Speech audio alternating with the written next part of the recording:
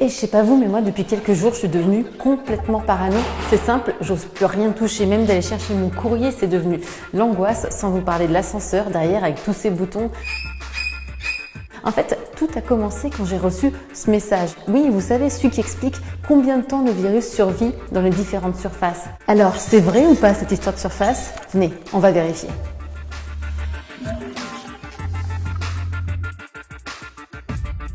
Comme toujours, première chose à vérifier, la source de l'information.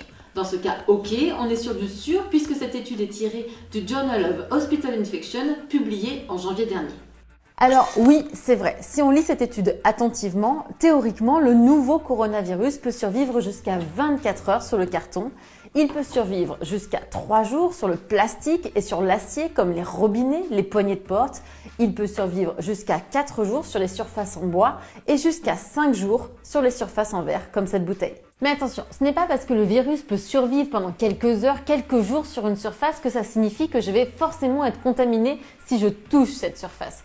Non, pour en avoir le cœur net, j'ai appelé l'inventeur du gel hydroalcoolique, le professeur Pittet. Je vous rappelle que le virus vit dans une cellule et que c'est uniquement que quand il vit dans une cellule qu'il peut se reproduire.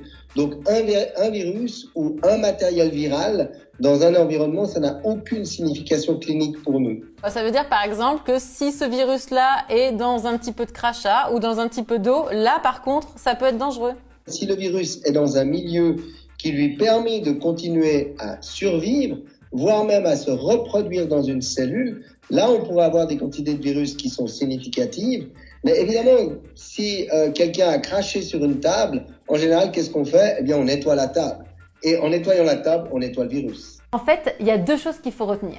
La première, c'est que ma peau fait barrière. Ce n'est pas parce que ma main va toucher le virus que je vais être directement contaminée. Non, il faut ensuite que ma main touche une de mes muqueuses comme la bouche, le nez ou les yeux, et là je risque l'infection. La deuxième des choses à retenir, c'est que ces études sur les surfaces ont été réalisées dans des laboratoires, dans des conditions extrêmement différentes de ce que je vis et ce que vous vivez au quotidien. Ça n'a absolument rien à voir. Vous êtes dans une espèce de cloche hermétique, si on veut en parler comme cela. Et au fond, la mesure de ce qui est mesuré, par exemple, dans l'air, immédiatement après l'émission de ces particules qui contiennent le virus, n'a absolument rien à voir avec la réalité. Mais rien du tout. Dernier point et pas des moindres, on a pu lire et entendre partout que le virus survivait jusqu'à 3 jours dans l'air. Ceci est totalement faux. Pourtant, même sur nos ondes, voici ce qu'on a pu entendre. Ça passe pas par l'air, par exemple, si on ouvre les fenêtres. Bien sûr, ça peut passer par l'air et une étude montre même que, par exemple, s'il y a du brouillard, oui. Dans les petites particules du brouillard, le virus peut se glisser puis être transporté à 15 mètres à peu près. Qu'est-ce qu'il faut en penser?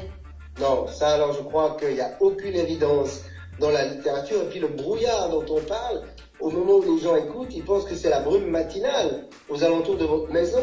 Mais là, on parle d'un brouillard artificiel créé dans un laboratoire, dans une cloche fermée, dans des conditions expérimentales qui n'ont rien à voir avec la réalité. Donc, dire sur tous les schémas qui ont massivement circulé, ça se propage 3 heures dans l'air, c'est une fausse information. C'est absolument une fausse information. En fait, s'il y a une chose à retenir, c'est que professeurs, scientifiques, revues médicales, les fausses informations peuvent se cacher partout. Je pense qu'il faut éviter justement de véhiculer ces messages qui, évidemment, peuvent faire peur. L'équipe du professeur Pittet a d'ailleurs décidé de rédiger un contre-article sur cette question des surfaces et des virus. Allez, moi, je vous laisse, je vais vite me laver les mains. À très vite pour un prochain check-up.